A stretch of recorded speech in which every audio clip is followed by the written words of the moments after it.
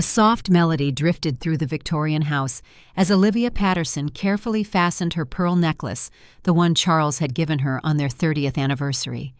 The face in the mirror showed a woman of 68 lines, etched by years of joy and sorrow, but with eyes that held a fire that surprised even her. Today was her son's wedding day, but instead of anticipation, she felt a growing sense of dread. "Today is the day," she whispered to Charles's photograph on her nightstand. "You always said there would come a time when silence would no longer serve me. I believe that time has arrived." The day was strangely beautiful, with sunlight filtering through the Spanish moss that draped the oak trees outside her window. Savannah in June was always humid, but today the air felt electric, charged with the promise of confrontation. As she closed the front door of her Victorian home, she paused to look back at the entryway, with its polished hardwood and the staircase Charles had restored by hand. For a moment, doubt crept in. Was she doing the right thing? Would this destroy any chance of reconciliation with Marcus? But then she remembered Audrey's cold threat from their last conversation. A few doctor's notes are enough for a judge to say you can't make decisions. Her resolve hardened. She locked the door and walked to her old Ford. Whatever happened today, she would face it with her dignity intact. As she waited for Raymond, memories pulled her back 2 years to the day Marcus introduced Audrey. She remembered that afternoon so clearly, the Georgia sun shining on the porch, Charles's rocking chair still in place, and the simple dinner she had prepared, fried chicken, collard greens, and sweet potato pie Marcus had loved since childhood. She wanted their first meal in her home to be warm and welcoming.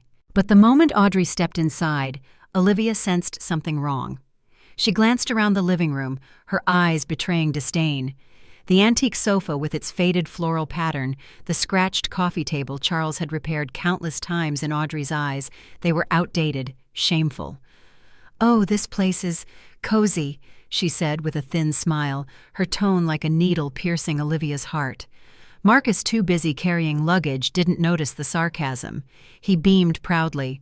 "Mom, this is Audrey. I really hope you two get along." Olivia extended her hand, forcing a smile.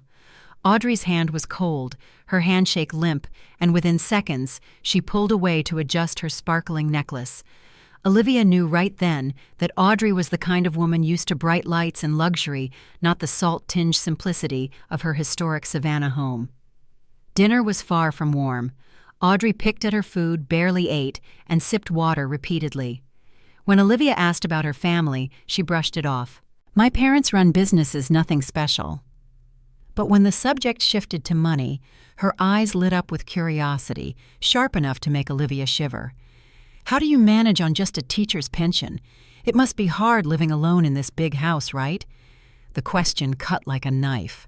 Olivia forced a smile and answered simply, "I get by. It's enough." That night, after cleaning up, Olivia sat by the window, staring at the moonlight casting shadows from the ancient oak tree in her yard. Unease rose within her, not just because of Audrey's tactless words, but because of Marcus's silence, as if he were mesmerized by her presence. Her once attentive, sensitive son now felt like a stranger. In the months that followed, every visit brought more subtle jabs. When Audrey saw Olivia in her old floral dress, she chuckled. "Don't you have anything more modern? People your age dress much younger these days." Or when Olivia drove them to Forsyth Park in her Ford, Audrey sneered, "Is this car even safe anymore? Shouldn't you upgrade?" Marcus didn't defend her. Instead, he echoed Audrey's sentiments. "Mom, maybe she's right. At your age, safety matters more." His words pierced deeper than Audrey's. He no longer knew the difference between genuine concern and disguised insult. Once when Olivia mentioned her part-time piano lessons at the community center, Audrey sighed audibly. "At your age, you should be resting. Why are you still working? Strange." That sentence lodged in Olivia's mind. They wanted her to believe she was useless, that she should give up everything, her house, her assets, her right to decide, and let them take over. She chose to stay quiet, telling herself maybe she was being too sensitive. Maybe Audrey was just clumsy with her words. But as time passed, she realized those remarks weren't accidental. They were tiny knives, one cut at a time, aimed at her self-respect. A year passed and Marcus depended on Audrey more and more. He started cutting Olivia off during conversations, giving her annoyed looks whenever she offered an opinion. Worst of all, he gradually looked down on the house he grew up in, the home Charles and Olivia had devoted their lives to maintaining. Olivia remembered one evening on the porch, the two of them sitting together while she served sweet tea. Audrey held a real estate magazine pointing at luxury oceanfront condos. "Marcus, see, these places are so much more modern than your mom's old house." Marcus nodded without protest. Olivia looked at her son, hoping for even a small reaction to defend his mother, but all she saw was quiet agreement. In that moment, she knew the roots of the conflict had sunk deeper than she'd imagined. She still remembered what Charles told her before he passed. "Never underestimate greed, Livy. It can turn family into strangers." Back then, she thought he was too pessimistic. But now, seeing the way Audrey looked at her house with the eyes of an appraiser rather than a daughter-in-law, Olivia understood how right Charles had been. That night, after they left, she walked through each room, touching the family photos on the walls, the old piano where Marcus played his first song. "This house will never belong to someone who only sees dollar signs," she whispered. A resolve rose in her, even though she didn't yet know how she would act on it. But she knew the conflict between her and Audrey wasn't just words, it was a drawn-out covert battle, and Marcus, her only child, was taking the other side. One summer evening, Olivia got a call from Marcus. "Mom, we want to stop by this weekend. There's something important to discuss." His voice sounded unfamiliar, no longer warm like before. A small wave of dread passed through her. Her intuition told her this wouldn't be a normal visit. That day, she baked a peach cobbler and brewed sweet tea, trying to maintain a family atmosphere. But instead of just Marcus and Audrey, they arrived with her parents. Olivia was surprised, but smiled and invited them in. She hadn't even finished setting the table when Audrey started. "We want to talk seriously about your future and ours." The way she said "we" instead of "I" chilled Olivia. This wasn't a family visit. It felt like a strategy meeting, and she was the problem to be handled. Audrey's mother, Louise, glanced around the living room with its antique furniture and vintage photographs. "Miss Olivia, at your age, living alone in such a big house is too much. You should consider a safer option." Audrey's father, Richard, joined in. "We know the manager of an excellent assisted living facility, Medical Care Meals Community Activities, much more suitable for you." Olivia sat in silence, listening to them go on and on, her eyes fixed on Marcus. Her son sat beside his fiancée, nodding along with every word like an obedient puppet. Audrey folded her hands, her voice sweet but razor-sharp. "We're getting married soon and we want kids. Your house is really too big and empty for one person. If you move into assisted living, it's safer for you and helps us have a place to start our family." Her words sounded reasonable, but each one hit Olivia's ears like a stone. This house was where Charles and she built a life. It held their entire history, and here they were discussing it like an item to be transferred. Olivia set her teacup down calmly. "I can still take care of myself, and I have no plans to leave this house." The room tensed like a stretched wire. Louise raised an eyebrow, her tone half pity, half threat. "You need to be realistic. One fall in the bathroom can be dangerous. If you refuse to change, it'll be trouble for everyone." Richard pulled a packet of papers from his pocket and placed it in front of Olivia. "These are average costs for assisted living. With the money from selling your house, you could cover it for decades and still have some left to help Marcus and Audrey start their life." Olivia looked at the packet, her heart pounding. There was no doubt this was a planned ambush. They came armed with arguments, evidence, even calculations. Marcus finally spoke, his voice shaky, as if he'd memorized the lines. "Mom, I know this is hard, but think of us. Audrey and I have sacrificed so much for this wedding. All we need is a little help from you." Olivia looked at her son and saw a stranger. Gone was the child who clung to her when scared of thunderstorms. Gone was the young man who promised to protect his mother after his father died. Before her was a man putting his fiancé and in-laws above his own mother. She gave a small, dry laugh and lowered her voice. "Help or take—" The table fell silent. Audrey bit her lip, then snapped. "Miss Olivia, don't be negative. This is best for everyone. If you insist on being difficult, we'll have to find another way." Her eyes flashed coldly. Olivia understood exactly what "another way" meant. That wasn't a suggestion, it was a threat. She barely slept that night. She walked through the house room by room, touching her wedding photo with Charles, the old piano, the scratches on the floor from when Marcus used to drag his toy trucks as a child. Everything seemed to whisper, "Don't let anyone take us." The next morning, she took out a small voice recorder. From that day on, whenever Audrey and Marcus came over, she slipped it in her pocket or set it on a shelf. She recorded every word, every threat, every time they discussed moving Mom out. She knew that if she was going to fight them, she needed proof. Another evening, Audrey strode straight into the kitchen and tossed a few assisted living brochures on the table. "Take a look, Mom. You'll have friends' activities. It's much more fun than being alone here." Olivia nodded politely, but inside her anger burned. She kept those brochures not to consider them, but to add to the evidence of their plan to push her out of her own home. Audrey grew bolder by the day. She called non-stop, texted to pressure Olivia. Marcus gradually spoke with the same voice. "Mom, Audrey just cares about you. If you love me, help us get settled." Olivia listened, her heart tightening. Love. What kind of love forces a mother to abandon her memories and her home? That's not love. It's exploitation dressed up as filial piety. She understood they had moved past snide comments. Now they had a plan backed by Audrey's family. And if she didn't prepare one day, they might really force her out with legal tricks.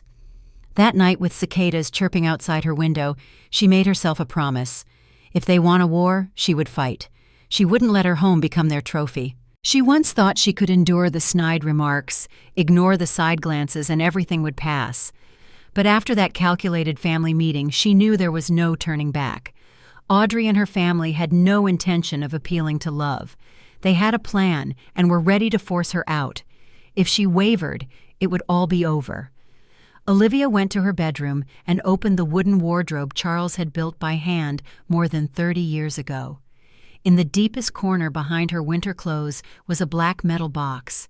She still wore the small key on a chain around her neck. Inside were documents Charles and she had kept for years, known to no one, not even Marcus. Sitting on the bed, she opened each folder. The warm glow of the old bedside lamp illuminated every line and number she'd read hundreds of times, but never without amazement. Before her wasn't the estate of a middle-class retired teacher like people assumed. It was a substantial fortune, the result of Charles's patient, careful investing.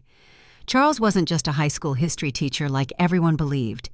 He'd been a founding shareholder in a shipping company that later expanded into real estate. When Marcus was little, Charles and Olivia agreed live modestly, hide the truth about their wealth. He told her, "Flaunted wealth brings trouble, Livy. Quiet wealth truly protects the family." She agreed. For years they kept a simple front. She worked part-time, giving piano lessons, and drove a plain car.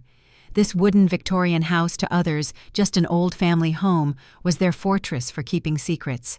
The papers in her hands that night said it all: an office building for rent in downtown Savannah, a luxury condo for short-term rental stocks in both their names, and long-term investments worth several $1,000,000. There was also a vacation home in Charleston where Charles and she had dreamed of retiring. She slowly turned to the last folder, the agreement with Raymond, who had managed their investments since Charles died.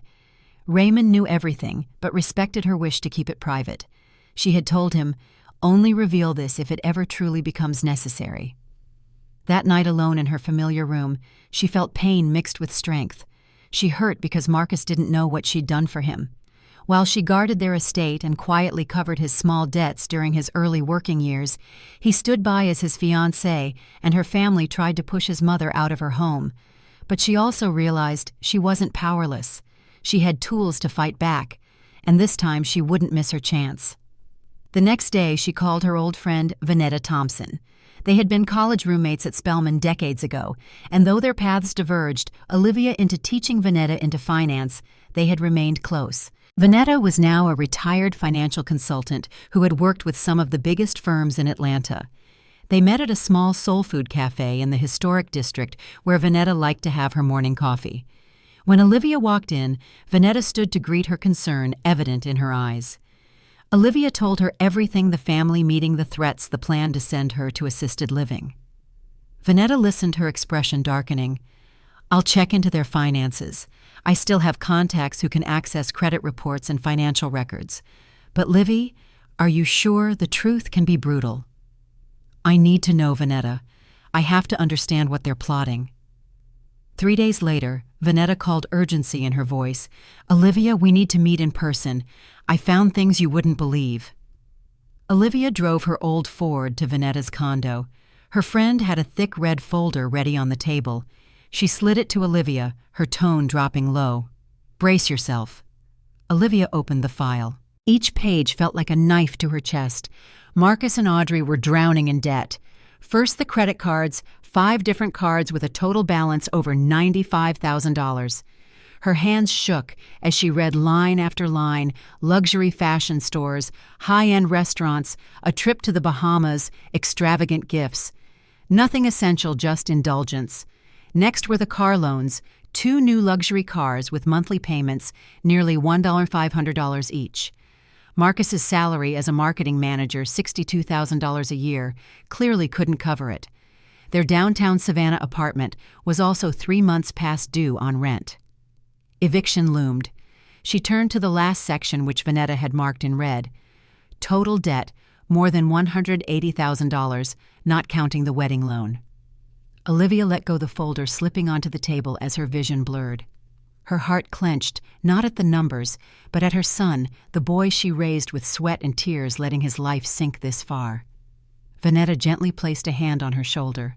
"Olivia, they're playing a desperate game, and the trump card is your house. If they get it, they'll sell it immediately to pay off the debt.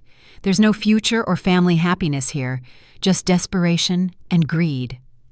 Olivia sat in silence, her head spinning. Her heart was torn between pity for her son and a deep, aching anger. Marcus should have honored the value of hard work that Charles had instilled in him, but instead of learning, he let Audrey drag him into a pit of debt. That night, she went home and sat in the dark living room, the only sound the ticking of the grandfather clock Charles had restored. She spread the papers across the table and stared at the cold numbers. They read like a verdict. She saw Marcus as a little boy running in the yard, laughing with bright, hopeful eyes. Now in these pages, he existed only as a desperate debtor.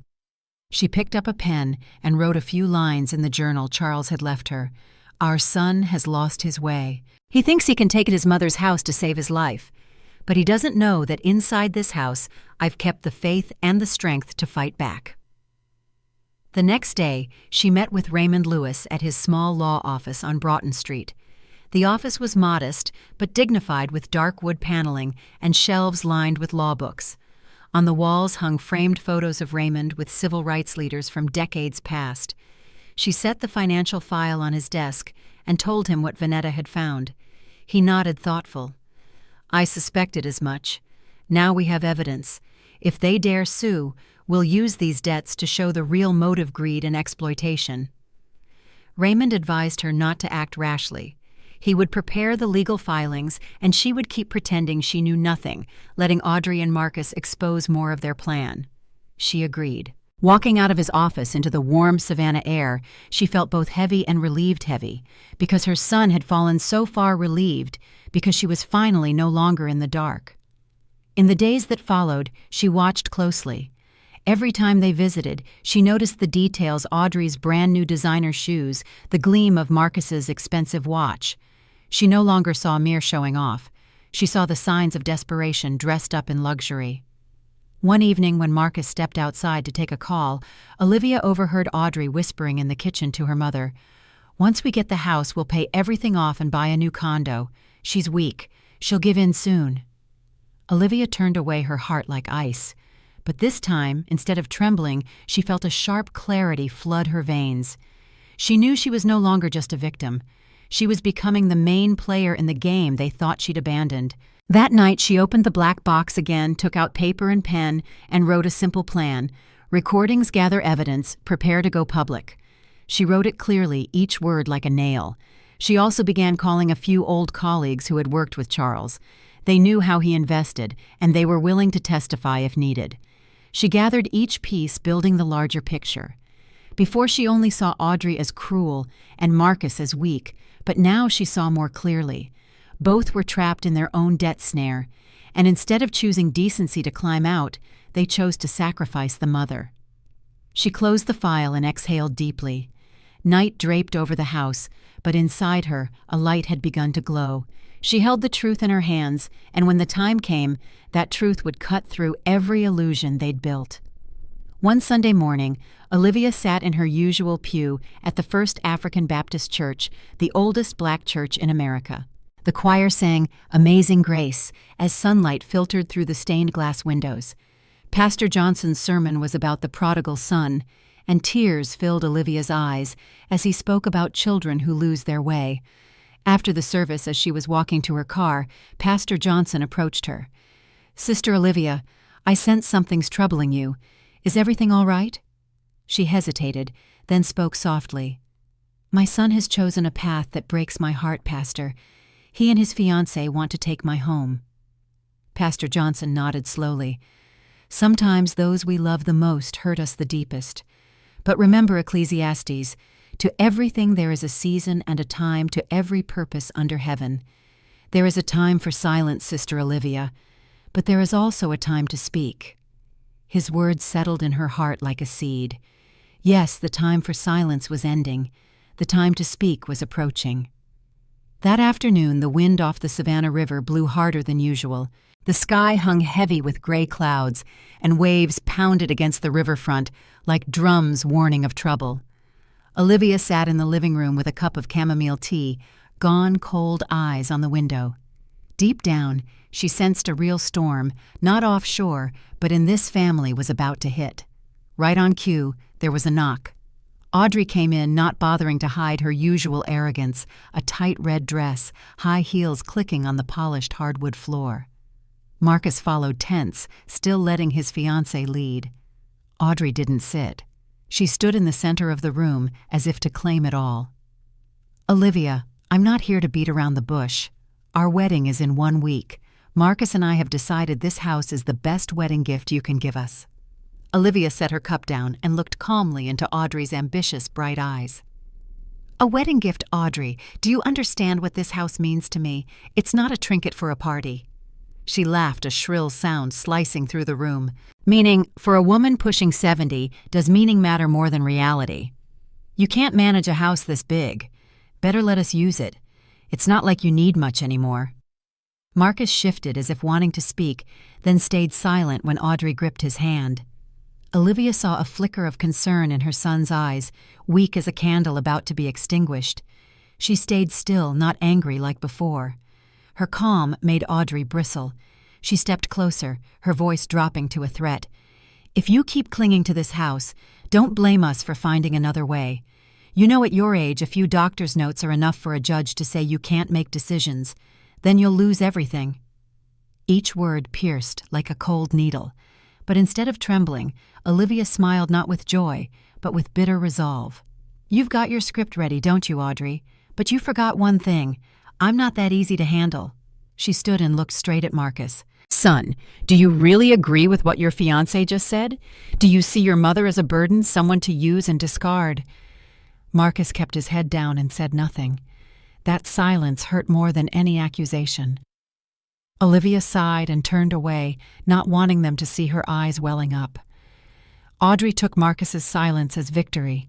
She sneered. "Good. Then we're in agreement. After the wedding, you'll sign the transfer papers and we'll handle everything. In return, you can live somewhere smaller and quieter. Everybody wins." She spun on her heel, her stiletto clicks cracking through the empty room. Marcus followed, but before stepping out, he glanced back at his mother, his eyes lost as if begging for help. Yet no words came. The door closed, leaving a heavy silence behind.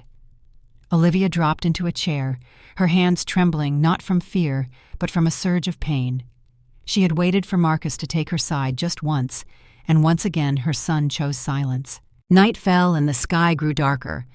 Distant thunder rolled in, warning that a real storm was coming in from the Atlantic. Olivia walked slowly to her bedroom and opened the old safe in the closet, the one she hadn't touched since Charles died. Her hand brushed the cold metal, her heart equal parts anxious and resolved. The key turned once, and the safe door clicked open with a heavy sound. Inside, along with a few yellowed photo albums, was a brown leather folder Charles had told her about before he passed. "If you ever feel cornered, open it. Everything you need to protect yourself is in here." She pulled the folder out and set it on her vanity. The leather was worn but still sturdy. She opened it to reveal neat pages, property deeds, stock certificates, savings accounts, investment contracts. The total value far exceeded anything Marcus and Audrey could imagine. She read each page carefully and felt how clearly Charles had anticipated the future. He knew this world wasn't short on people willing to use tricks to take what isn't theirs, even family, and he had left her the tools to fight back. There were handwritten letters, too, his familiar slanted script. "Olivia, never think living modestly is weakness. It's your greatest strength. But when you must use the truth to protect yourself, these assets aren't just money. They're the belief that you deserve to live with freedom and respect." By then, tears were sliding down her face. She traced his handwriting as if his warmth were still there. A new strength rose in her, not from anger, but from love and fairness. She organized the documents and tucked them into a small leather bag. Then she wrote a few lines in her notebook. "Tomorrow the storm will come. I'm ready. If they want to turn a wedding day into a day of theft, then that very day will be the day they learn about consequences. They think I'm weak, but they don't know I am Olivia, the woman who never bows." Outside, rain began to patter on the roof tiles. She closed the notebook and sat by the window, watching a black sky split by lightning. The storm was truly coming out there and inside her own family. But this time, she wasn't the one trembling and waiting. She was the one prepared to face it. Olivia Patterson's wedding day attire was not what she had once imagined.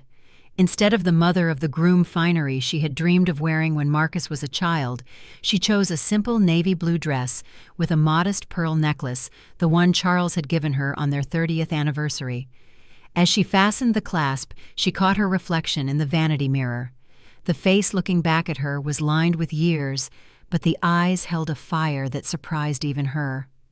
The day was strangely beautiful, with sunlight filtering through the Spanish moss that draped the oak trees outside her window. Savannah in June was always humid, but today the air felt electric, charged with the promise of confrontation. "Today is the day," she whispered to Charles's photograph on her nightstand. "You always said there would come a time when silence would no longer serve me. I believe that time has arrived." She took the small leather bag containing the documents and placed it carefully in her purse. As she closed the front door of her Victorian home, she paused to look back at the entryway with its polished hardwood and the staircase Charles had restored by hand. For a moment, doubt crept in. Was she doing the right thing? Would this destroy any chance of reconciliation with Marcus? But then she remembered Audrey's cold threat. "A few doctor's notes are enough for a judge to say you can't make decisions." Her resolve hardened. She locked the door and walked to her old Ford. Whatever happened today, she would face it with her dignity intact. The Riverview Hotel ballroom was transformed into a showcase of wealth and pretension. Crystal chandeliers sparkled overhead, reflecting in the polished silver and crystal glasses that adorned tables draped in white linen. Floral arrangements of white roses and orchids towered from centerpieces that must have cost more than a month of Olivia's pension. The irony wasn't lost on her. This lavish display, which she now knew was funded by credit cards already maxed out, was the perfect stage for the battle ahead. Olivia was seated at a table far from the main wedding party, surrounded by distant acquaintances and Marcus's colleagues who barely knew her. She noticed the glances, the whispers behind hands. Audrey had been busy spreading her narrative, poor Marcus with his aging mother, who might need special care soon. The ceremony itself was mercifully brief, though watching Marcus pledge his life to a woman who planned to rob his mother of her home and dignity cut deep into Olivia's heart. When they kissed, sealing their vows, she closed her eyes briefly, remembering the sweet little boy who once promised he would always protect her. During the reception, Olivia sat quietly watching. Audrey moved through the crowd like a queen at court, accepting congratulations and showing off her diamond ring. Marcus followed in her wake, smiling, but with a tension around his eyes that only a mother would notice. Richard, Audrey's father, took the microphone for a toast. His voice boomed across the ballroom. "To my beautiful daughter and her lucky husband May, your life together be filled with all the best things money can buy." Laughter rippled through the crowd, but Olivia saw the sharp glance Audrey shot her father. Too close to the truth, perhaps. As coffee and dessert were served, Olivia spotted Raymond Lewis entering the ballroom. The distinguished attorney nodded discreetly to her from near the entrance. Beside him stood Vanetta Thompson, elegant in a burgundy dress, her silver hair styled impeccably.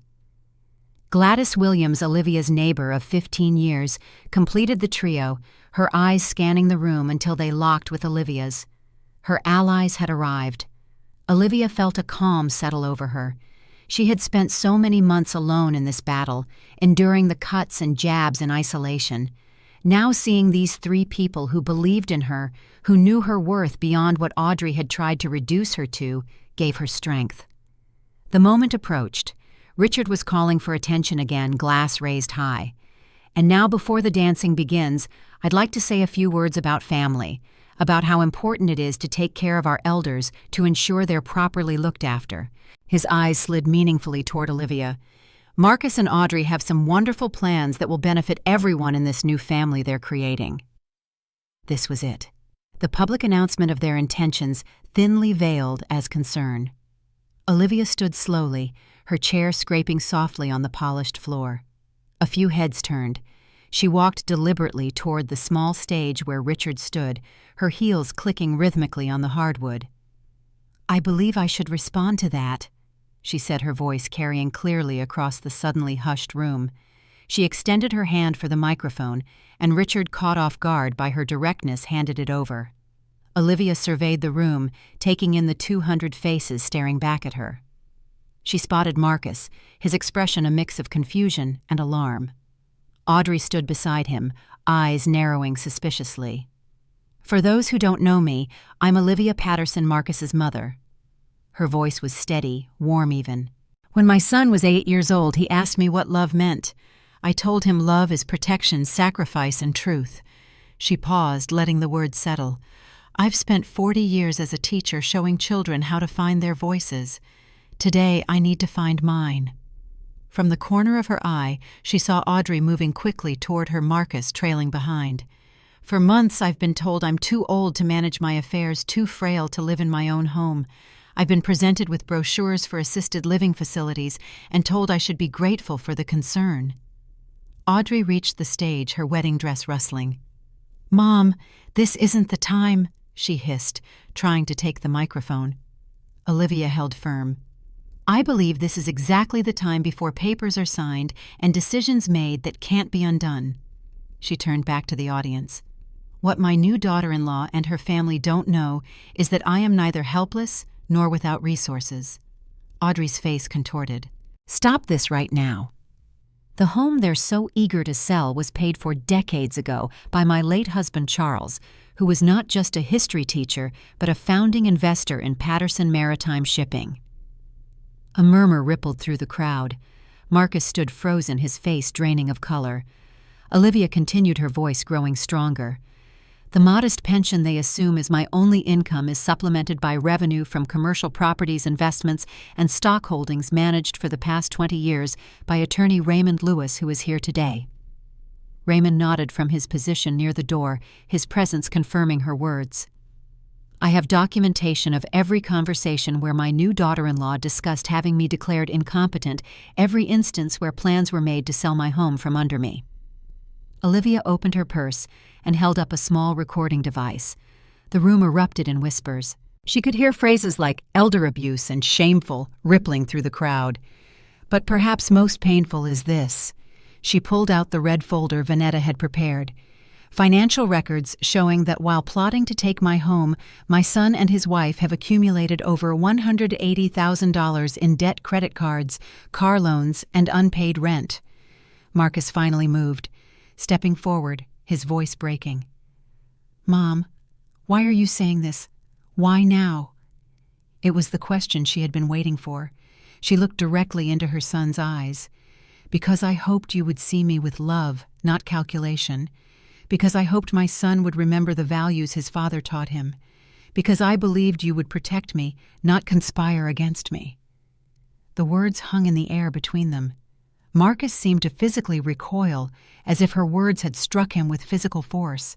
That was when Audrey snapped. Her face contorted with rage, she grabbed a glass of red wine from a nearby table and flung it directly into Olivia's face. The crimson liquid splashed across Olivia's cheeks, soaking into her dress and dripping onto the floor. The room collectively gasped. "Your pension should only cover a nursing home, not keeping that house," Audrey spat, voice rising to a shriek. Olivia stood perfectly still, the wine running down her face and neck, staining her pearl necklace. She didn't flinch. She didn't cry out. With deliberate calm, she took the handkerchief Raymond had pressed into her hand and slowly wiped her face. "Thank you, Audrey," she said quietly, "for showing everyone exactly who you are." The ballroom fell into stunned silence. Audrey stood trembling with fury, her white wedding gown a stark contrast to her flushed face. Marcus remained frozen, unable to look at his mother or the guests, witnessing his shame. Olivia handed the microphone to the DJ and turned to leave the stage. As she walked down the steps, Gladys Williams stepped forward from the crowd, putting a supportive arm around her shoulders. Together they walked toward the exit, the crowd parting before them. Behind her, chaos erupted. She could hear Audrey's shrill voice trying to regain control, Marcus's quieter tones, pleading for calm, and the rising murmur of guests processing what they had witnessed. None of it mattered now. Olivia had spoken her truth. The mask had been torn away. In the hotel lobby, Raymond and Vanetta were waiting. Raymond's face was grim, but satisfied. "You did well, Olivia. Better than we rehearsed." Vanetta embraced her, unmindful of the wine stains. "I'm so proud of you, Livy. That took tremendous courage." Olivia felt oddly calm despite the confrontation. "What happens now?" Raymond adjusted his glasses. "Now we wait. They'll react probably legally, and we'll be ready." Gladys squeezed her hand. "You won't be alone this time, Olivia. We're all with you." Olivia nodded, grateful beyond words for these friends who had stood by her. As they walked toward the parking lot, she heard rapid footsteps behind them. "Mrs. Patterson, wait." It was the hotel manager, a slender man in an immaculate suit hurrying after them. "I need to inform you that since you were listed as the financial guarantor for this wedding, and you've just withdrawn your support, we will need to halt service immediately." Olivia hadn't expected this. "I paid the deposit months ago." The manager looked uncomfortable. "Yes, ma'am, but the final payment was due today, and Mr. Harris Audrey's father just informed our accounting department that you would be covering it." Another manipulation. "Of course." Raymond stepped forward. "My client is not responsible for any further payments. The contract clearly states that the final payment was the responsibility of the bride's family." And the manager nodded. "We understand that now. Service is being suspended as we speak." As they continued to the parking lot, Olivia could hear the commotion building behind them as news spread that the open bar and dinner service were being cut short. One small victory, she thought, but the war was just beginning. True to Raymond's prediction, the legal notice arrived 3 days later. Olivia was in her garden tending to her roses when she heard the doorbell. A courier handed her a thick envelope stamped by the Chatham County Court. Her hands trembled slightly as she signed for it. Inside, sitting on her porch swing, she read the contents with a growing sense of both anger and vindication. The words leapt off the page: "Petition to evaluate the civil capacity of Olivia Patterson, aged 68. Marcus and Audrey were making good on their threat, claiming she was mentally incompetent to manage her own affairs. The paperwork included statements from wedding guests who claimed she acted erratically and showed signs of financial delusion. There were even signatures from 2 neighbors she barely knew, stating she had been muttering to herself, and seemed forgetful. Olivia called Raymond immediately. "They've filed just as you predicted." Raymond's voice was calm. "Bring the paperwork to my office this afternoon. We'll review it together. And Olivia, don't worry. We anticipated this move." Later that day, seated in Raymond's wood-paneled office, Olivia listened as he outlined their counter-strategy. "First, we've arranged for you to be evaluated by Dr. Angela Foster. She's the most respected geriatric psychiatrist in Georgia, and her assessment will carry significant weight with the court." Olivia nodded. Tomorrow morning, her office is in the Medical Arts Building downtown." Raymond leaned forward, his expression serious. "Olivia, I want you to understand something. This type of case, attempting to have a parent declared incompetent to gain control of their assets, isn't uncommon. But what is uncommon is having a client with your level of preparation and evidence." He gestured to the recordings, the financial documents, the photographs of Audrey bringing a real estate agent to measure Olivia's house. Most elderly victims don't have friends like Vanetta with financial expertise, or neighbors like Gladys who noticed and documented suspicious activity. You're not the easy target they thought you were. Olivia felt a surge of gratitude for these allies who had rallied around her. "What do you think our chances are?" Raymond smiled, the lines around his eyes crinkling. "With Dr. Foster's evaluation and our evidence better than good. But Olivia, you should prepare yourself. This will get uglier before it gets better. They've staked everything on getting your house." She squared her shoulders. "I've lived through uglier things than this, Raymond. I taught high school for 40 years. His laugh was warm and genuine. "Then heaven help Marcus and Audrey." The next morning, Olivia met Dr. Angela Foster, a dignified woman in her 60s, with keen, intelligent eyes behind stylish glasses. Her office was warm and inviting, with African art on the walls and comfortable furniture. For 2 hours, Dr. Foster conducted a thorough evaluation, cognitive tests, memory assessments, questions about financial decision-making, and discussions about Olivia's daily routines and future plans. At the end, Dr. Foster set down her notepad and smiled. "Mrs. Patterson, you have nothing to worry about. Your cognitive function is above average for your age group, and your decision-making capacity is entirely intact." Olivia felt relief wash over her. "Thank you, Doctor." Dr. Foster's expression grew more serious. "What concerns me is the emotional impact of this situation. How are you coping with your son's betrayal?" The direct question caught Olivia off guard. She'd been so focused on the practical aspects of defending herself that she hadn't fully processed the emotional wound. She faltered. "I keep busy. I try not to dwell on it." Dr. Foster nodded understandingly. "That's common, but not always healthy long-term. I'd like to offer you some sessions to work through these feelings. Not because you need them for the court case, my evaluation today is more than sufficient, but because everyone needs support when facing family trauma." Olivia hadn't considered therapy. In her generation, particularly in the Black community, such matters were often kept private, handled within the family or through the church.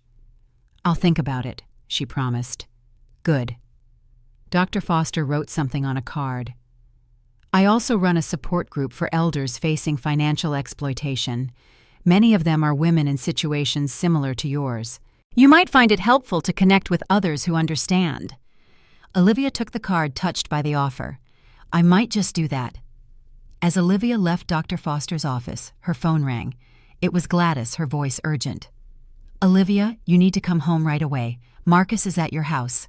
Her heart jumped. "Is he alone?" "Yes.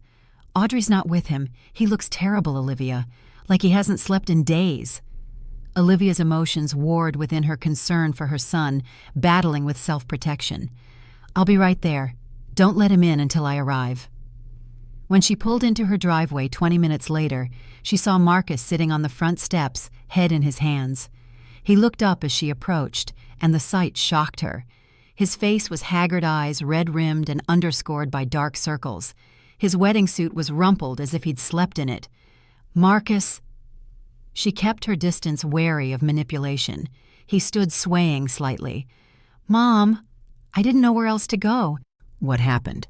He ran a hand through his disheveled hair. "Everything's falling apart. Audrey's furious. Her parents are threatening to disown her. The hotel is suing us for the unpaid balance, and now this court filing. His voice broke. I didn't know it would go this far. Olivia felt her heart soften despite her resolve. This was still her son, the child she had raised. But she remembered Raymond's warning. This could be another manipulation. Why are you here, Marcus? He looked up, his eyes pleading. I need help, Mom. I'm drowning in debt, my marriage is 3 days old and already collapsing, and I've betrayed the one person who's always been there for me. She studied him, trying to see beyond her maternal instinct to comfort him. Are you here because you need money, or because you're truly sorry? His face crumpled. Both, he admitted. And I hate myself for it. I've become someone I don't recognize. At least he was honest. Olivia sighed. Come inside. We need to talk. In the kitchen, she made coffee, while Marcus sat at the table where he had eaten countless meals growing up. The familiar domestic routine felt surreal given the circumstances. She set a mug before him and took a seat opposite. Tell me everything, Marcus. How did you get into this mess? He wrapped his hands around the mug as if seeking warmth. It started small. Audrey loves nice things, designer clothes, expensive restaurants. I wanted to impress her, so I started using credit cards. Then we needed a bigger apartment, newer cars. And you never thought to live within your means. He winced. I tried bringing it up once. Audrey said I wasn't ambitious enough, that her ex-boyfriend never made her feel limited. He stared into his coffee. I was afraid of losing her. So you decided to lose your mother instead. The blunt question made him flinch. I never thought of it that way. Audrey made it sound reasonable, you living in this big house alone, the maintenance becoming too much as you age. She said everyone does this eventually. And the plan to have me declared incompetent. He looked truly ashamed. That was after you refused to consider selling. Audrey's father suggested it. He said it happens all the time, that most judges side with the children in these cases. Olivia's anger flared. Did you ever once think about what it would mean for me to be stripped of my autonomy, forced from my home, labeled as incompetent? Tears spilled down Marcus's cheeks. I didn't let myself think about it. I compartmentalized, told myself it was for the best. He looked up, anguish clear in his expression. But at the wedding, when you spoke about Dad's values, about protection and truth, it all came crashing down. I saw myself through your eyes, and I hated what I'd become. Olivia wanted to believe him. The mother in her yearned to embrace her child, to comfort him, and say all was forgiven. But the woman who had been betrayed, who had nearly lost everything, needed more than tears. What about the court petition? It was filed after the wedding. Marcus shook his head miserably. Audrey and her father filed it. They have a power of attorney I signed before the wedding. I was trying to back out, telling them we should drop the whole thing, but they said it was too late. And now, what do you want from me, Marcus? He took a deep breath. First, your forgiveness, though I don't deserve it. Second, your help to get out of this financial hole without losing everything. And third, he hesitated, advice on whether my marriage can or should be saved. Olivia regarded her son thoughtfully. His request was both vulnerable and self-serving, much like Marcus himself. She needed to be wise here to find the balance between maternal love and self-protection. I can't give you any of those things today, Marcus. Forgiveness takes time. Financial help requires a plan and commitment from you. And as for your marriage, she sighed, that's something only you can decide after serious reflection on what kind of life you want to build. He nodded, accepting her response. What can I do to start making this right? Olivia considered the question carefully. First, you need to legally withdraw from the court petition against me. Then you need to meet with a financial counselor, not me, not family, but a professional who can help you develop a realistic plan to address your debt. And then we start rebuilding trust one day at a time. It won't be quick, and it won't be easy. Marcus looked down at his hands. I don't know if I'm strong enough to stand up to Audrey and her family. They're intimidating when crossed. Olivia reached across the table and took her son's hand. It was the first physical contact they'd had since before the wedding. You're Charles Patterson's son. You have his strength in you, even if you've forgotten it. The mention of his father made Marcus's eyes well up again. He would be so ashamed of me. Yes, Olivia said honestly, but he would also believe in your capacity to change. She squeezed his hand once, then released it. Now, I think you should go. Get some rest, talk to a lawyer about withdrawing from the petition, and call me tomorrow. Marcus stood looking both relieved and bereft. At the door, he turned back. I am sorry, Mom. Truly. I know, she said softly. That's the first step. After he left, Olivia called Raymond. She explained Marcus's visit, his apparent remorse, and his claim that Audrey and her father had filed the petition using a power of attorney. Raymond's voice was cautious. This complicates things. If Marcus is genuinely withdrawing his support, but signed a broad power of attorney, Audrey may still have legal standing to pursue the case. What does that mean for us? It means we proceed as planned with Dr. Foster's evaluation and our evidence, but it also means we need to determine exactly what powers Marcus granted to Audrey or her father. Olivia felt a headache building. He looked terrible, Raymond. Broken. That's either genuine remorse or excellent theater. Either way, we maintain our legal position until we see concrete evidence of his withdrawal from their scheme. After hanging up, Olivia sat on her porch swing, watching the sunset cast long shadows across her garden. The old oak tree that had stood sentinel over the house for a century seemed to whisper comfort as its leaves rustled in the evening breeze. She thought of Charles, of the life they'd built here, of the son they had raised with such hope and love. Had they made mistakes? Had their decision to hide their wealth from Marcus ultimately harmed him, leaving him unprepared for someone like Audrey? These questions had no easy answers. But as twilight deepened into night, Olivia felt a curious sense of peace settle over her. Whatever came next, reconciliation with her son, or a continued legal battle, she was no longer facing it alone or in the dark. She had spoken her truth. She had allies who believed in her, and most importantly, she had reclaimed her own power. The next day brought unexpected developments. Olivia was working in her garden when Gladys hurried across the street waving a tablet. You need to see this, Olivia. Your story has gone viral. Olivia wiped her hands on her gardening apron. What do you mean? Gladys handed her the tablet open to a local news site. The headline made her gasp. Mother of groom exposes wedding day scheme to seize her home. Beneath it was a blurry photo clearly taken at the reception, showing Audrey in her white gown confronting Olivia. The article detailed what had happened, quoting anonymous guests who witnessed the scene. Oh my goodness, Olivia murmured. How did this happen? Gladys looked slightly guilty. Well, I might have mentioned what happened to my niece who works at the paper. But Olivia, this is good. Public exposure makes it harder for them to pursue their case against you. Olivia wasn't so sure. Media attention was the last thing she wanted. She had hoped to resolve this privately with dignity. Her phone began ringing, first Raymond, then Vanetta, then numbers she didn't recognize. When she answered Raymond's call, his voice was urgent. Have you seen the news? Just now. Raymond, I didn't want this. I know, but we can use it. The court of public opinion can influence the actual court, especially in cases like this. Judge Michaels, who's been assigned to your case, is particularly sensitive to community perception. By afternoon, the story had spread beyond local news to several national outlets focusing on elder rights. Olivia's phone rang constantly with interview requests, which she declined. Then came the text from Marcus. Mom, have you seen the news? Audrey's parents are livid. They're threatening to sue for defamation. Olivia replied simply, Truth is a defense against defamation. Later that evening, as Olivia was preparing for bed, her doorbell rang. Cautious after everything that had happened, she checked through the peephole before opening the door. It was Dr. Angela Foster, looking concerned. I'm sorry to come by unannounced, Mrs. Patterson, but I saw the news and wanted to check on you personally. Touched by the gesture, Olivia invited her in.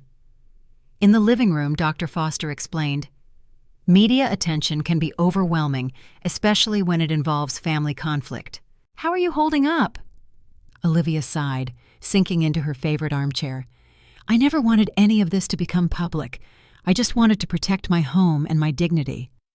Dr. Foster nodded understandingly. Unfortunately, once these situations escalate to legal action, privacy becomes difficult to maintain, but I have some news that might help. She opened her briefcase and removed a document. I've completed my evaluation report. It states unequivocally that you are fully competent with excellent cognitive function and decision-making capacity. I've already filed it with the court and sent copies to both attorneys. Olivia took the report, scanning the professional language that certified her competence. It felt strange to need such validation, but also deeply reassuring. Thank you, Doctor. This means more than you know.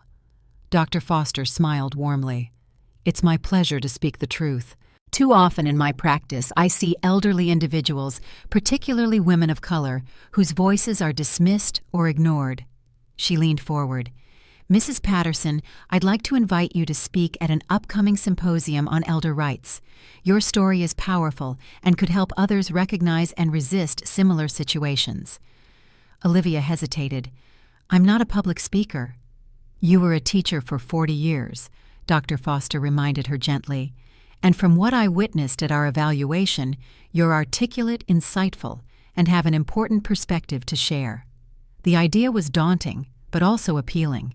Could her painful experience serve a larger purpose? I'll consider it, she promised. After Dr. Foster left, Olivia sat for a long time in the quiet house, thinking about the unexpected turns her life had taken. 6 weeks ago, she had been a retired teacher living a peaceful life. Now she was at the center of a legal battle, a media story, and potentially a spokesperson for elder rights. The changes were overwhelming, but not entirely unwelcome. There was something empowering about stepping out of the shadows, about refusing to be silenced or sidelined because of her age. As she finally climbed the stairs to bed, Olivia felt an unfamiliar emotion stirring within her. Not just determination or resilience, but something that felt remarkably like purpose. The battle for her home and dignity had awakened something new in her, a voice not just for herself, but potentially for others who had been silenced. Tomorrow would bring new challenges, court dates, decisions about Marcus, and the continuing fallout from the public exposure of the case. But for tonight, Olivia Patterson would sleep soundly in the house that was hers, secure in the knowledge that she was neither helpless nor alone. The storm was still raging, but she was no longer afraid of its fury. The morning of the court hearing dawned with a clarity that seemed almost symbolic. Overnight, a summer storm had swept through Savannah, washing the air clean and leaving behind a brilliant blue sky.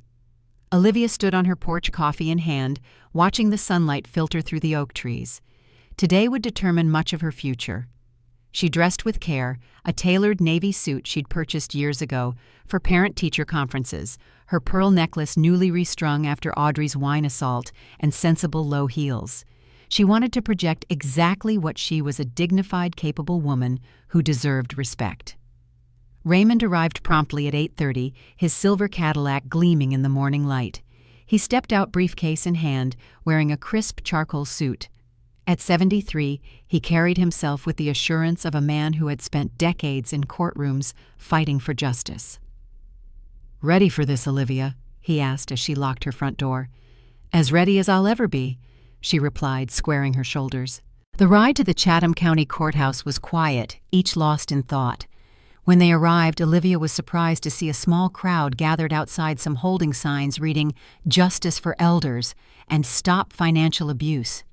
She recognized a few faces from church, but many were strangers. "What's happening?" she asked Raymond. He smiled. "Word spreads. Your story touched a nerve, Olivia. These are people standing with you." Vanetta Thompson waited at the top of the courthouse steps, elegant in a burgundy pantsuit. Beside her stood Gladys Williams and several other neighbors. Dr. Angela Foster was there too, clipboard in hand, looking professional and determined.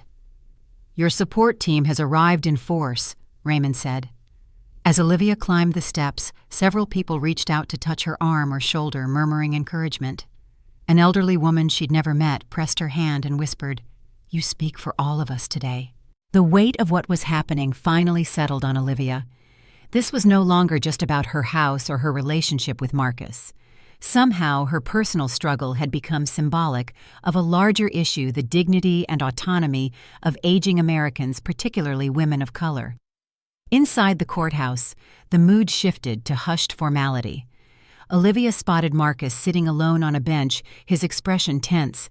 No sign of Audrey or her parents yet. When Marcus saw her, he stood awkwardly, uncertainty in his eyes. Olivia paused. Part of her wanted to embrace her son, to offer comfort despite everything. But the wound was still too fresh, the betrayal too profound. She acknowledged him with a slight nod before following Raymond toward the courtroom. As they waited in the hallway, Olivia's phone vibrated with a text message. It was from Pastor Johnson. "The entire congregation is praying for justice today." Proverbs 31:25. "She is clothed with strength and dignity and laughs without fear of the future." The verse brought unexpected tears to her eyes. Charles had loved that passage, had often quoted it when speaking of her. She felt his presence strongly in this moment, as if he were standing beside her, lending her his strength. The courtroom doors opened, and they filed inside. Judge Michaels, a stern-faced woman in her 60s, presided from the bench. Her reputation for fairness preceded her, though she was known to have little patience for those who wasted the court's time. Olivia took her seat beside Raymond at the respondents' table.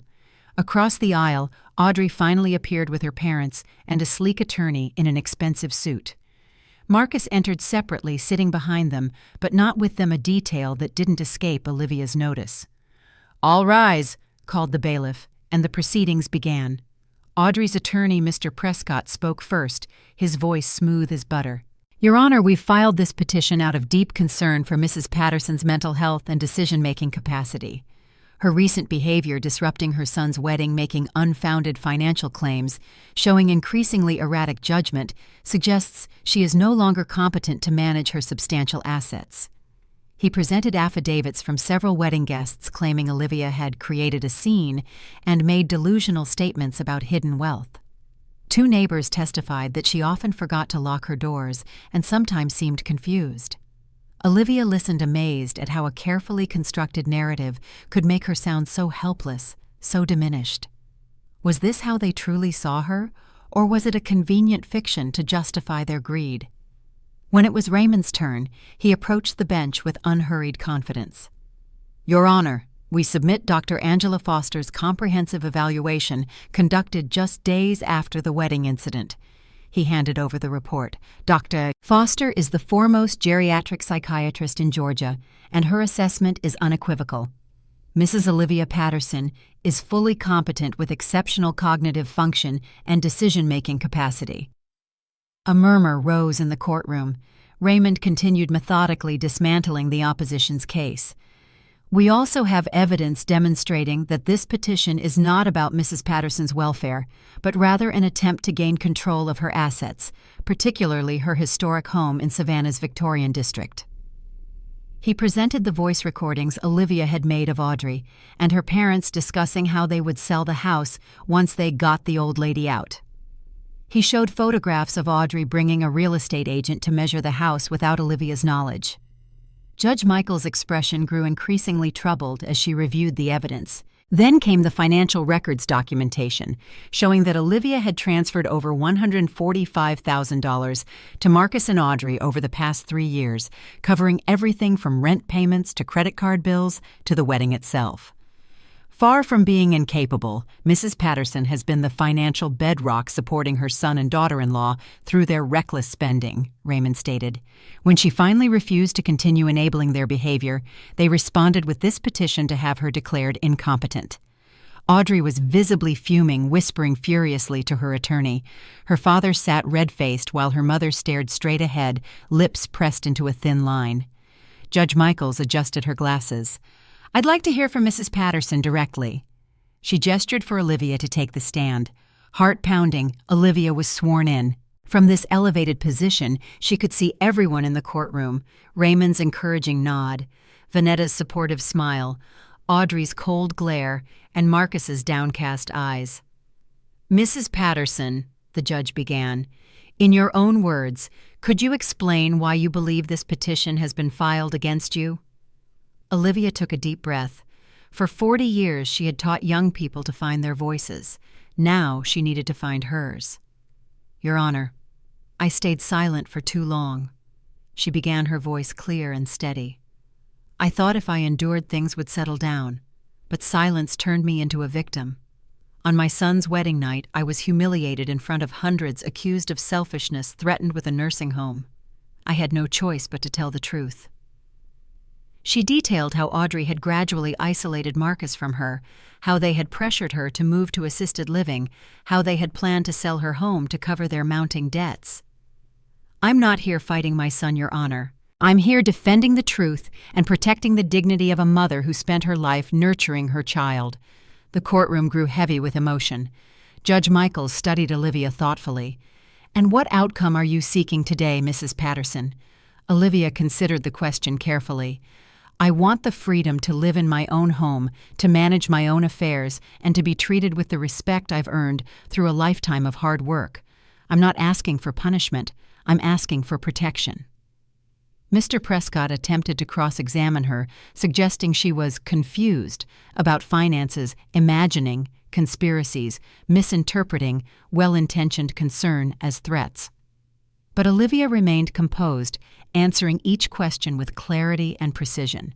When Dr. Foster took the stand to explain her evaluation findings, the case against Olivia began to crumble further. With professional authority, she affirmed Olivia's complete competence and raised concerns about the emotional abuse evident in the family dynamics. Just as it seemed the tide had fully turned in Olivia's favor, Mr. Prescott introduced a surprise witness. Mrs. Caroline Jenkins, Olivia's former colleague from the school where she'd taught piano. Olivia tensed. Caroline had been friendly, but never close. What could she possibly testify about? Caroline took the stand, avoiding Olivia's eyes. Under questioning from Mr. Prescott, she recounted several incidents from the past year, Olivia forgetting a lunch date, misplacing her purse at church, becoming emotional during a school reunion. "In your professional opinion," Mr. Prescott asked silkily, "has Mrs. Patterson changed in recent years?" Caroline hesitated. "She seems different, more forgetful, more emotional." Raymond leaned close to Olivia. "They're grasping at straws," he whispered. "Standard aging isn't incompetence." When Raymond cross-examined Caroline, he was respectful but precise. "Mrs. Jenkins, are you aware that Mrs. Patterson lost her husband of 45 years just 18 months ago?" Caroline looked down. "Yes. And would you agree that grief can cause emotional responses and occasional memory lapses without indicating cognitive decline?" "I suppose so." "Have you ever observed Mrs. Patterson unable to manage her finances, make rational decisions about her property, or fail to understand legal documents?" "No," Caroline admitted. "Thank you, Mrs. Jenkins." As Caroline stepped down, she finally met Olivia's eyes, mouthing, "I'm sorry." Olivia gave a small nod. Another relationship fractured by Audrey's machinations. Then came the surprise that shifted the entire courtroom atmosphere. Raymond called Marcus to the stand. A collective gasp rippled through the room. Audrey's face paled, then flushed with anger. Marcus stood slowly, straightened his shoulders, and walked to the witness stand with determination that reminded Olivia sharply of Charles. After being sworn in, Marcus spoke with a clarity that surprised even Olivia. "I wish to withdraw my support for this petition," he stated firmly. "It was filed under false pretenses, and I can no longer be part of it." Mr. Prescott jumped up. "Your Honor, this witness is clearly under duress." "I'm not under duress," Marcus interrupted. "I'm finally seeing clearly. This petition was never about my mother's welfare. It was about getting control of her house to solve our financial problems." He turned to look directly at Olivia. "My mother is the most competent person I know. She raised me alone after my father died, managed her career, maintained our home, and somehow found the strength to keep helping me even when I was making terrible decisions." His voice broke. "I betrayed her trust, and I'm ashamed of that. But I won't compound that betrayal by allowing this charade to continue."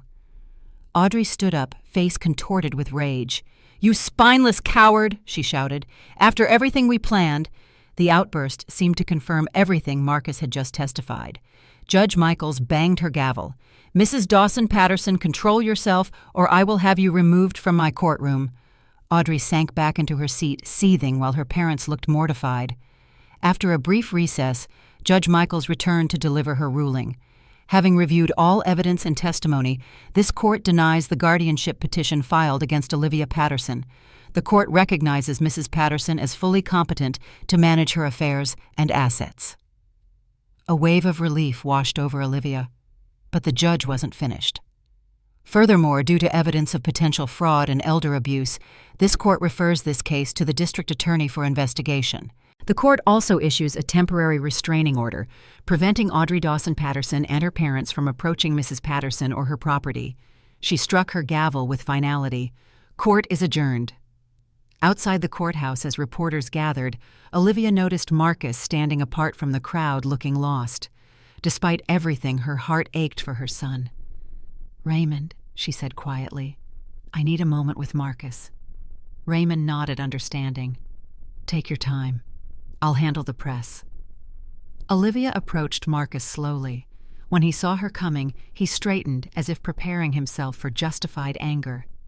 "Thank you," she said simply, "for telling the truth today." He shook his head, eyes glistening. "It was the least I could do. Too little, too late." "It's a start," she replied. Then after a pause, "What will you do now?" Marcus looked toward where Audrey was gesticulating furiously to her parents and attorney. "I don't know. My marriage is probably over. Our finances are a disaster. I've betrayed the one person who's always been there for me." Olivia felt the wall she'd built around her heart begin to crack. This was still her son, however misguided he'd been. "Come for dinner next Sunday," she said. "Just you. We can talk." He looked at her in surprise, a flicker of hope crossing his face. "I don't deserve that." "Probably not," she agreed. "But you're still my son, and we both need time to figure out what comes next." Before he could respond, Audrey spotted them talking and stormed over her designer heels, clicking aggressively on the pavement. "How dare you?" she hissed at Marcus. "After everything my parents and I have done for you."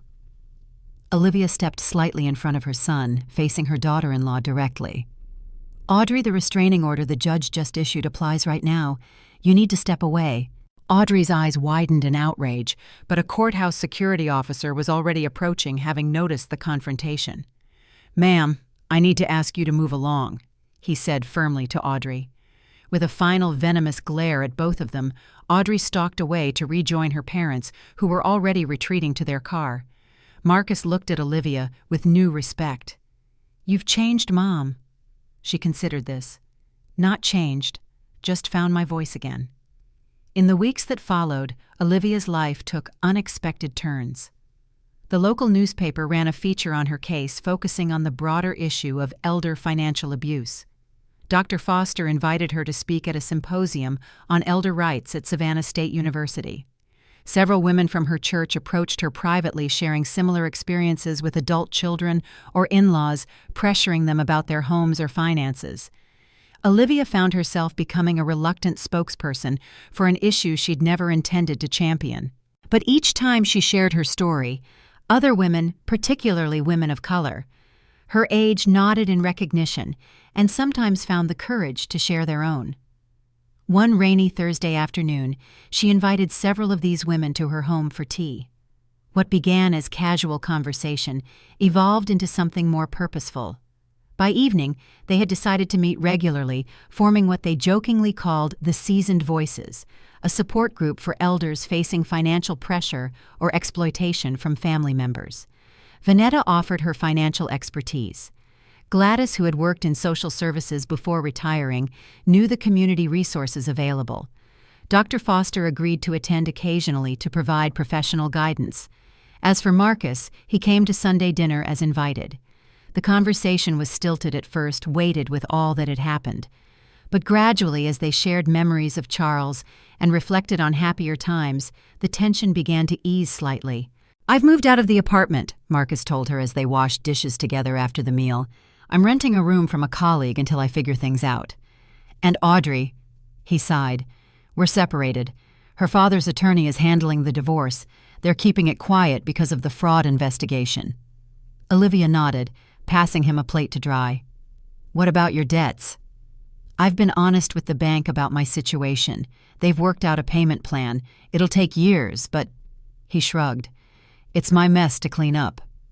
She studied her son's face thinner now, with new lines of stress and humility. Your father would be proud of you for facing this head-on. Marcus looked startled, then grateful. You think so? Charles always said the measure of a man isn't avoiding mistakes, it's how he handles them once they're made. It was a beginning, fragile, tentative, but real. 3 months after the court hearing, an unexpected development occurred. Olivia received a certified letter from an attorney she didn't recognize. Inside was notification that Audrey's parents were offering a settlement. They would pay back the wedding costs Olivia had covered and provide a written apology for their actions if she would agree not to participate in the district attorney's fraud case against them. Olivia brought the letter to Raymond, who read it with raised eyebrows. They're scared, he said. The DA must have a strong case. Richard Dawson has business interests that could be severely damaged by fraud charges. What should I do? Raymond considered. That's entirely your decision, Olivia. You could accept the settlement and put this behind you. Or you could proceed with the case, which might result in more severe consequences for them, but would also drag on for months. Olivia thought about the women in her support group, about the stories she'd heard of elders pressured and manipulated by family members. If Audrey's parents faced no real consequences, would they simply try similar tactics with someone else more vulnerable? I need to think about it, she told Raymond. That night she wrote in her journal, weighing the options. Pursuing the case would mean prolonging the conflict, keeping the wounds fresh. Accepting the settlement would allow her to move forward more quickly. But what about justice? What about deterrence?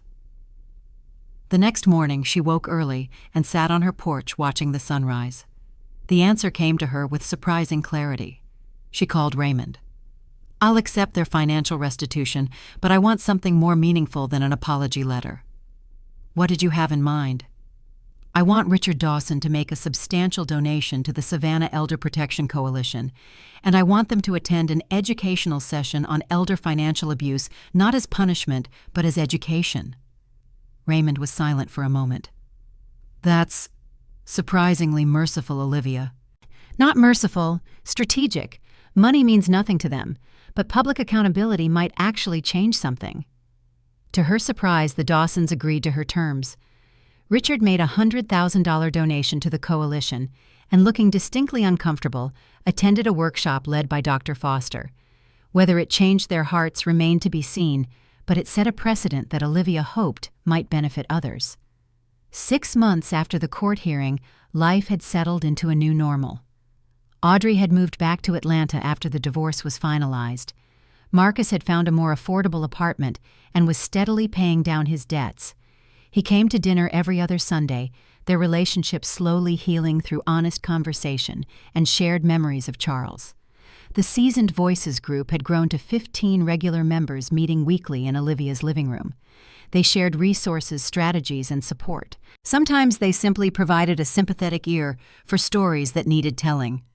On a bright October afternoon, Olivia decided to host a garden gathering for the group. The azaleas were in full bloom, and the weather was perfect warm sunshine tempered by a gentle breeze. She set up tables under the old oak tree, covered them with colorful cloths, and prepared a simple buffet of Southern comfort foods. As her guests arrived, Olivia felt a sense of amazement at how much had changed in a year. From isolation and silent endurance, she had found her way to community and purpose. Raymond came with his wife, a gracious woman who immediately offered to help arrange the food. Dr. Foster brought informational pamphlets about a new elder rights initiative at the university. Vanetta arrived with a surprise, a young web designer who had volunteered to create a website for their group extending their reach beyond Savannah. Marcus came too, bringing a potted azalea as a gift. For your garden, Mom, he said, placing it carefully beside the steps. Dad always said you could make anything grow. Gladys Williams brought her sister, who had recently moved in with her after facing similar pressure from her son-in-law about her condo in Florida. 2 women from Olivia's church came along with 3 others they had referred. The most surprising guest was Caroline Jenkins, Olivia's former colleague, who had testified about her forgetfulness. She arrived looking nervous, a homemade pound cake in her hands. "I hope I'm welcome," she said hesitantly. "I wanted to apologize for what happened in court. Audrey approached me, twisted my words. I never meant to hurt you, Olivia." Olivia took the cake, then surprised Caroline with a gentle hug. "We all make mistakes, Caroline. Come join us." As everyone gathered around the tables, Pastor Johnson offered a blessing that spoke of wisdom earned through experience of voices too long unheard of, communities strengthened when all members were valued. During the meal, conversations flowed easily, punctuated by laughter and occasional tears as stories were shared. Olivia observed it all with quiet satisfaction, not just the healing of old wounds, but the creation of something new and vital. One of the newest members, a woman in her 70s named Eleanor, raised her glass. To Olivia, who showed us that speaking up isn't just for the young. Laughter and agreement rippled around the tables. Olivia felt her cheeks warm.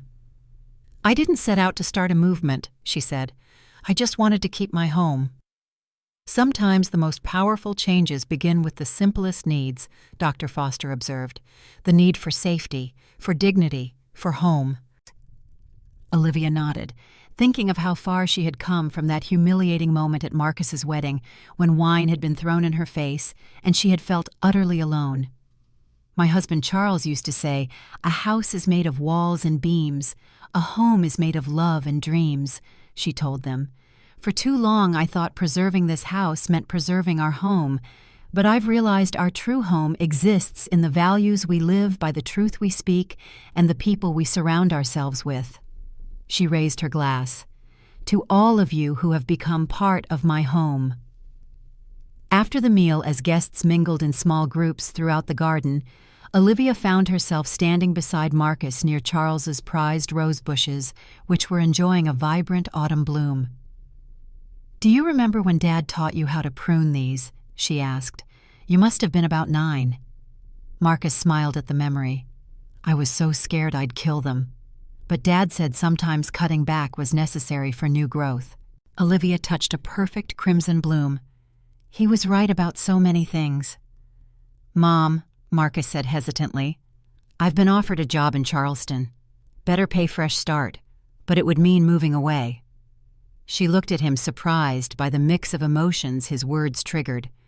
Part of her wanted him close to continue rebuilding their relationship. Another part recognized that perhaps they both needed space to grow in new directions. "What do you think you should do?" He considered carefully. "I think I need to stand on my own for a while, prove to myself that I can make it without depending on anyone else, but I'm worried about leaving you." Olivia gestured toward the gathering. "Does it look like I'm alone?" Marcus smiled, relief evident in his expression. "No, it looks like you've found your tribe. Besides," she added, "Charleston isn't so far. We have phones and weekends." "You're sure?" She nodded. "Charles and I raised you to fly Marcus, not to stay in the nest forever." He hugged her, then a real embrace without reservation or tension. It felt like another step in their healing, the acknowledgement that they could be separate, but still connected, independent, but still family. As the evening wound down and guests began to leave, each thanking Olivia warmly, she felt a profound sense of completion. Not an ending, but a transition to something new. Later that night, after everyone had gone, Olivia stood in her garden under a canopy of stars. The same stars that had witnessed her tears now witnessed her strength. The same house that had nearly been taken from her now served as a gathering place for voices too long silenced. She thought of the women who would come to her next week seeking guidance, sharing stories, finding their power. She thought of Marcus preparing to build a new life based on hard-earned wisdom. She thought of Charles, whose wisdom continued to guide her even in his absence. And she thought of herself not as she had been a widow living quietly in a house filled with memories, but as she had become a woman who had discovered that age brought not invisibility, but clarity, not weakness, but a different kind of strength. The wind rustled through the oak tree, seeming to whisper encouragement. Olivia smiled, breathing in the scent of roses and rich earth. "I hear you," she said softly to the wind, to Charles, to her own heart. "And I am not afraid." She turned and walked back into the house, her house closing the door gently behind her. Tomorrow would bring new challenges, new conversations, new possibilities, and Olivia Patterson would meet them all with the quiet confidence of a woman who knew exactly who she was and what she stood for. The storm had passed, and in its wake something unexpected had bloomed, not just survival, but transformation. 1 year after the court hearing, Olivia received an invitation that took her by surprise, a request to deliver the commencement address at Savannah State University's spring graduation. The dean of social work, who had heard her speak at Dr. Foster's symposium, believed her story would inspire the graduating class. Initially, Olivia declined. "I'm not a professional speaker," she told Dr. Foster when she called to encourage her. "Surely they want someone more distinguished." "Olivia," Dr. Foster replied, "sometimes the most powerful voices are those that speak from lived experience rather than academic credentials. These students are entering professions where they'll work with vulnerable populations. Your journey could teach them more than any textbook." After much consideration and encouragement from her support group, Olivia accepted. For weeks she worked on her speech, drawing from the stories she'd heard in her living room, from her own experience, and from Charles's wisdom that continued to guide her. The day of commencement arrived warm and bright. Olivia sat on the stage among university officials and honorary guests, watching proud families fill the auditorium. Marcus had driven down from Charleston for the occasion and sat in the front row with Vanetta, Gladys, and Raymond.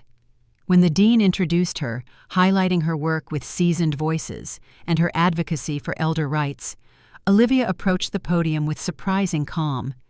She looked out at the sea of young faces, the future teachers, social workers, nurses, and counselors who would shape their communities. "1 year ago," she began, "I stood in a courtroom fighting for something most of you take for granted, the right to make my own decisions, to live in my own home, to control my own destiny. Not because I lacked capacity, but because others saw me as diminished by age." She spoke of the silencing that often comes with growing older, especially for women of color. She spoke of the courage required to reclaim one's voice after years of accommodation. She spoke of the community that can arise from shared struggle. "My late husband used to say that true education isn't about acquiring knowledge, but about developing wisdom to use that knowledge justly," she told them. "As you leave this university, remember that the people you will serve, whether elderly, disabled, marginalized, or vulnerable, don't need your pity. They need your respect for their autonomy and your recognition of their inherent dignity." She concluded with words that had become a mantra for her support group. "Your voice matters at every age, your dignity is non-negotiable, and your story deserves to be heard." The standing ovation that followed moved her deeply. But more meaningful were the conversations afterward, students sharing stories of grandparents facing similar situations, faculty members proposing collaborations, community leaders offering support for seasoned voices. Later that evening, as she and Marcus shared a celebratory dinner at her favorite restaurant overlooking the Savannah River, he raised his glass in toast. "To the most courageous woman I know," he said. "Mom, I'm so proud of you." Olivia smiled, remembering all the times she had said those same words to him throughout his childhood. Life had come full circle in unexpected ways. "Your father always believed I had more strength than I knew," she replied. "It just took me 70 years to prove him right." As the sun set over the river, painting the water in shades of gold and crimson, Olivia felt a profound sense of peace. The journey had been painful, the losses real. But what she had gained, her voice, her purpose, her community, and in a different way her son, made the struggle worthwhile. The house at the end of the street still stood filled with memories of Charles and their life together. But now it also hummed with new energy, the conversations of women finding their power, the plans for expanding their advocacy, the simple joy of a life fully lived. Olivia Patterson had faced the storm and emerged not just intact, but transformed. And in that transformation, she had discovered that the final chapters of her story might be the most meaningful of all.